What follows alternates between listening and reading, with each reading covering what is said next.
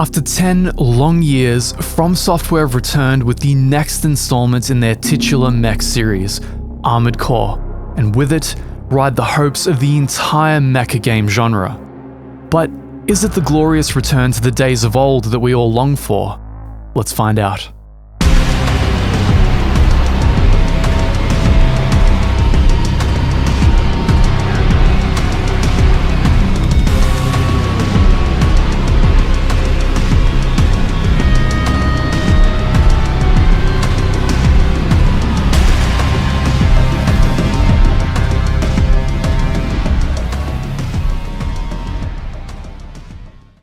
In the year 1997, I placed a brand new demo disc into my PlayStation 1, which came paired with a gaming magazine my mother had bought me.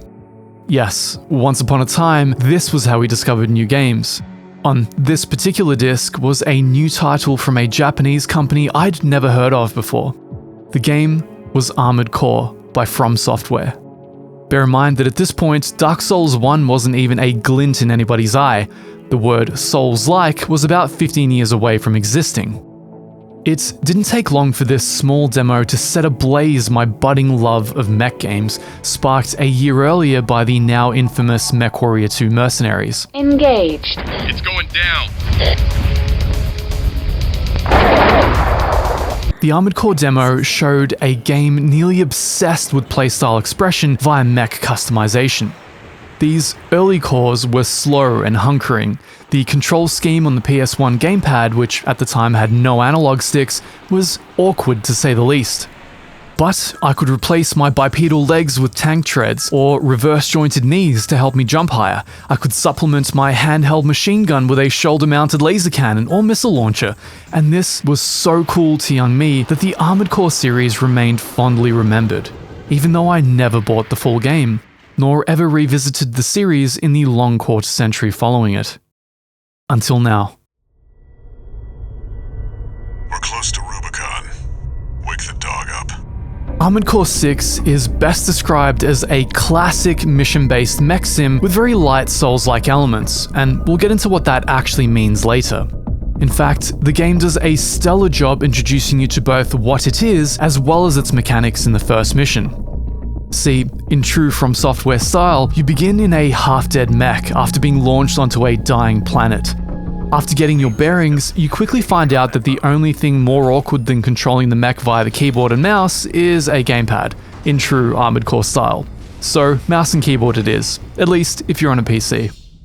After coming to grips with the controls and perhaps rebinding several keys over and over if you're OCD like me, you then make your way through several light mechs designed to introduce you to the nature of AC6's movement, targeting, and combat systems.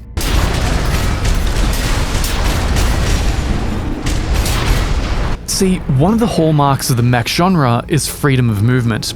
There is an expression and fluidity in movement that AC6 clearly wants to convey to you.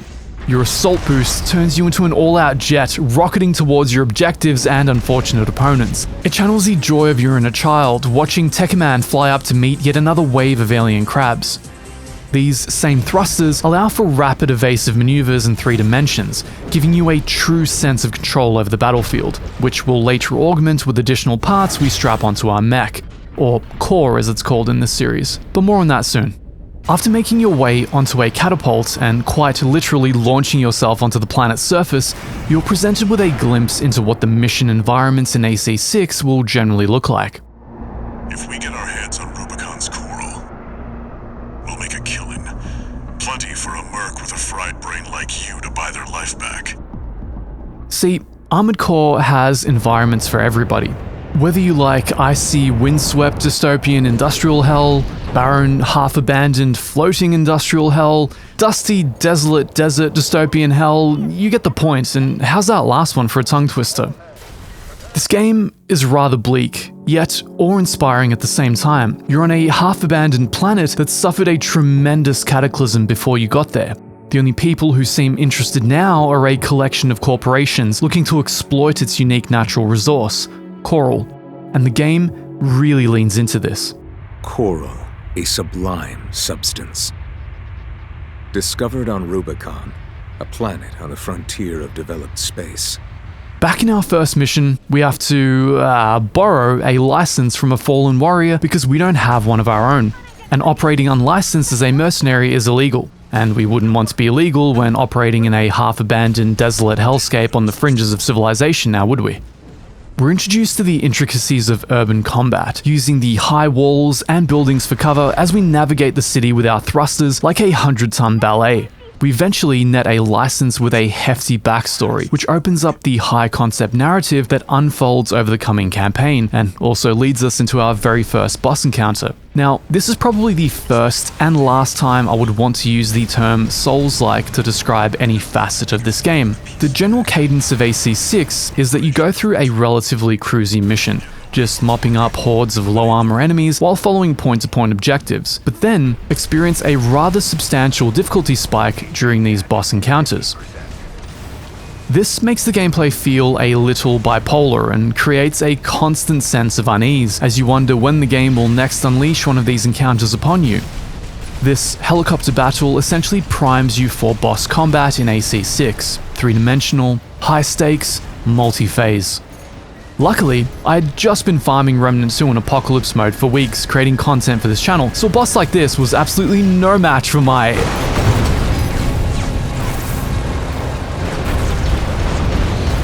So on the second attempt, I defeated the boss without much trouble.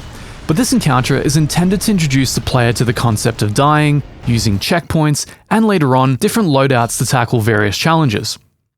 See, the trick behind Armored Core 6 isn't so much to get through the missions so much as it is to build a loadout capable of doing them in S rank. This means minimum damage, no repair kits, no checkpoints, and being extremely sparing with one's ammunition. Back in the garage, you're introduced to a number of the other game elements, such as the tutorial section and, more importantly, AC assembly, which is where you get to alter the loadout of your core, and even more importantly, paint it. Now, there was only one way this was ever going to go.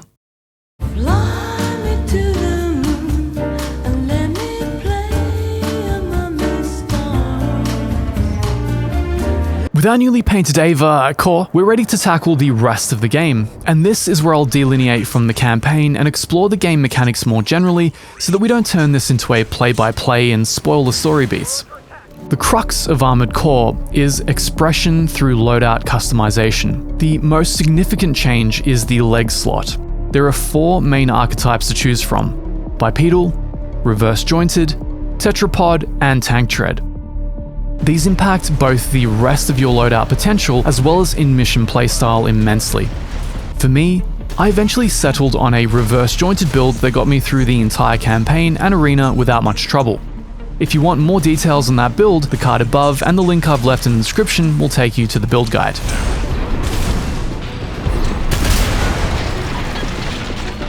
The weapons, while initially a bit slim, eventually open up to cover all the major archetypes, from kinetic through to energy, explosive, and even melee. One thing AC6 doesn't leave you short on is playstyle options. Want a quick closing light mech that softens enemies up with a handheld shotgun and finishes them off with a laser blade? It's got you. Want a dual Gatling build that doesn't give your opponents a moment's rest and whittles them down to pace through sheer attrition? It's got you. Want a sci-fi build that uses energy beams for massive mid-range rail damage? It's got you.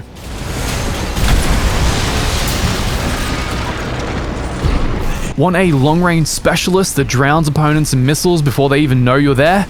You get the point. But it goes much further than this.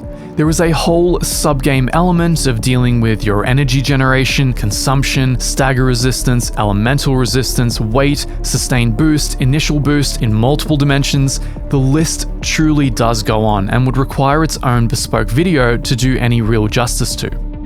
It's truly heaven for mech nerds that want to create the ultimate build, so I at least am well at home. As we established earlier, AC6 is a classic linear mission-based affair. Eventually, you will get to missions marked with the decision designation, signaling that you will be making changes to the outcome of the game world with your choices. So you can think of this as a divergent, convergent campaign structure, like the old Deus Ex games. But I'll say this, I had absolutely no idea what was happening during the first playthrough, and as such, no idea about the consequence of the decisions I was making in the first place. See, not only is AC6 heavy on the obtuse, high-concept, apocalyptic story beats that any anime weeb would be well familiar with, but they're also often delivered to you in conversation while both hemispheres of your brain are fully occupied trying to manage multiple enemies, 4 independent weapons, and 3-dimensional movement. I only realized just how much I missed by re-watching my footage during this review. He's an independent mercenary who survived first-gen augmentation. Don't think twice, 621. This is fortunate because, as we mentioned before, the true appeal behind AC6 is not in passing the missions the first time, but rather returning to them, refining, and then even perfecting them to achieve the coveted S ranking. One thing AC6 does well is reward you for exploring off the beaten path. There are hidden story elements and core parts littered all around the very geometrically nuanced environments. And this is one of AC6's major strengths: scale in environment design. One already fan-beloved early mission features a weaponized mining platform that you must approach during a dust storm while dodging its massive laser cannon. Upon reaching it, you disable one of its legs, allowing you to gain access to the giant monstrosity. Climbing it, you begin to see not only the scale and scope of level design AC6 is going for, but also the level within a level meta. Nothing is off limits in AC6. You will fight in just about every environment imaginable. What's better is coming back to these missions after you've unlocked more advanced loadouts and completely crushing them in a way you couldn't even imagine in the first playthrough.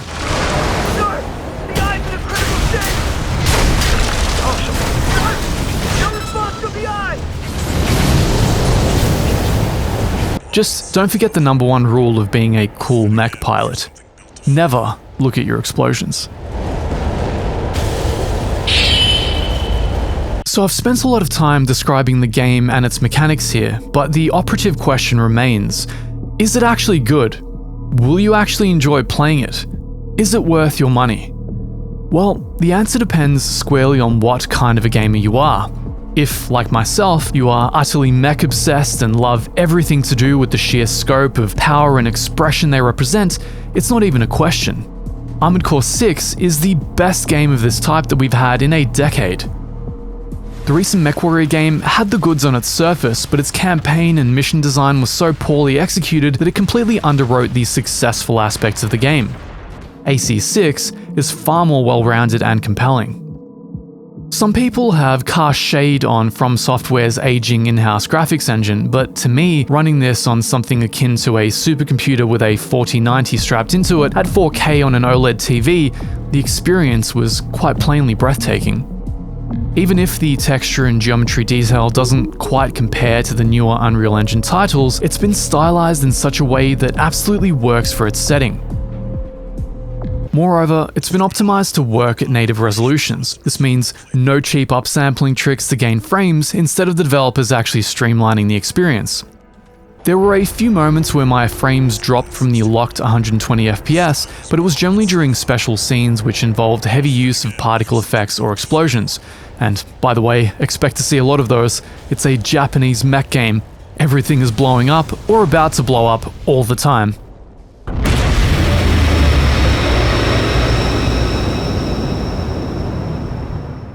Sonically, the game is fantastic. It features a stellar dark synth soundtrack that supports the scale of the bleak world perfectly. In fact, you've been hearing it throughout the course of this video. I say this as a lifelong record producer and audio engineer. There is just something magical about Japanese composition, and that shines through utterly in Armored Core 6. All in all, it's difficult to envisage a better comeback for the mech genre. I know this is true because I'm chomping at the bit to finish this edit so that I can get back to playing the campaign all over again. Speaking of which, I hope you found this review valuable and decide to join us for our upcoming build guides. Our next one will showcase my 3 absolute favorite builds to breeze through the game with. Until then.